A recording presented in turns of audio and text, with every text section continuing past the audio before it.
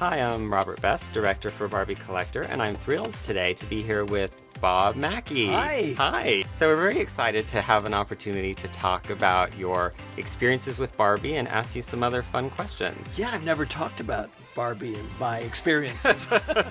What was your introduction to Barbie?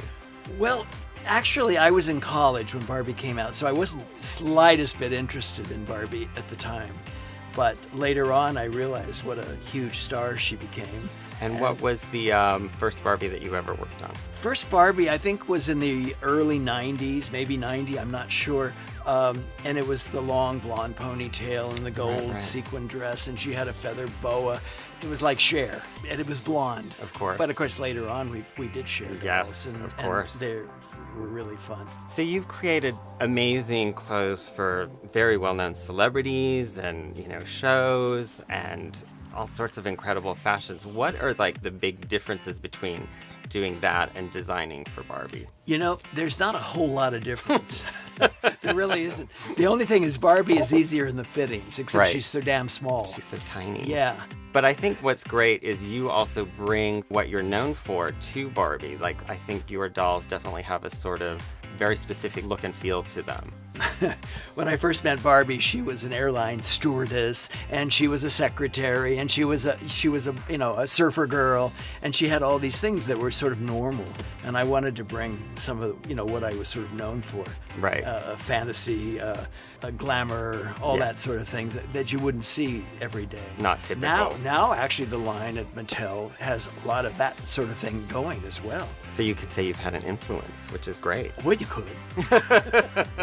Do you have any particular dolls that you love that you think of as like particularly great or that memorable? Well, I've done quite a few by this time. Yeah. I mean, not nearly as many as you, I'm sure, but You've done your I've fair done share, quite a few. Yeah. Actually, this one happens to be in front of us is one of my favorites because up until this time, I hadn't done any dolls that were, they just all had pink cheeks and blonde or red hair or whatever, and I just wanted to do these international fantasy goddesses. Mm-hmm. So I could take all the elements from where they came from. This was the African goddess, and I just was inspired by African designs, African clothes, but I didn't have to do an exact copy. I didn't want to do that. I wanted to do sort of like, Africa Goes to Las Vegas. So let's talk about the doll that we are currently working on with you. Yes. And that would be the fairy. What was the inspiration or the thought behind that? I thought, wouldn't it be fun to do a fairy? Because that's such a fantasy-filled kind of childhood thing, except our fairy's kind of saucy and she has high heels and very glamorous fairy, and glamorous, but she has a sense of humor, I think. Yes. She was sort of a garden fairy because she looks like sort of a lily in a way. Her wings look like lily wings. Recently we did a doll with you called Brazilian Banana Bonanza, which is kind of a tongue twister of a name. I know. I made that name up and I didn't think it would ever get to the market, but it did. So what sort of inspired you with Brazilian Banana Bonanza? I've always been entranced by Brazil since I was a little boy. Carmen Miranda was my favorite movie star, along with Betty Grable. Now that shows how old I am, because this was in the 1940s. We didn't want to do Carmen Miranda, because then it would be a nostalgic doll. So this is kind of like today's answer to Carmen Miranda and the joy that you get when you're in Brazil and at carnival time and all the fun that everybody has. I think it's great, and it's really unique, even, I think, amongst our collector line. It really stands out with all the different bananas and flowers, and collectors really love it. You talked about, of course, Cher, and no conversation with you can happen without talking about Cher, both in terms of, I think, dressing her in real life and then working on the Cher dolls, which are always a collector that came, favorite. 20 years later after I started Barbie that we actually did Cher dolls. We did the real Cher dolls. And it's always interesting because, she has to approve. Right. So we just go sort of forward. And at this point in time, she's worn everything in the world.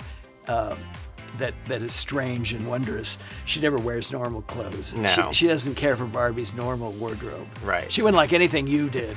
Not remotely.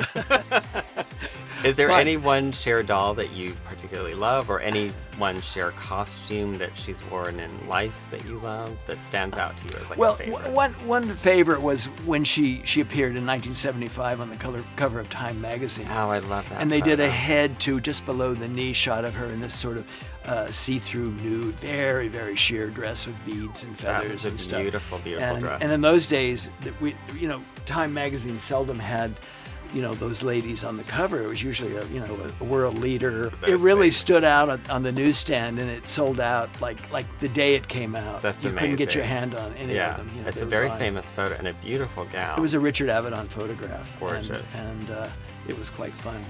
Well, thank you so much for taking the time to meet with us today. This has been a real My pleasure. pleasure Thank and you. a privilege, of course. Now can I interview you? Yes, you can. Okay. Absolutely.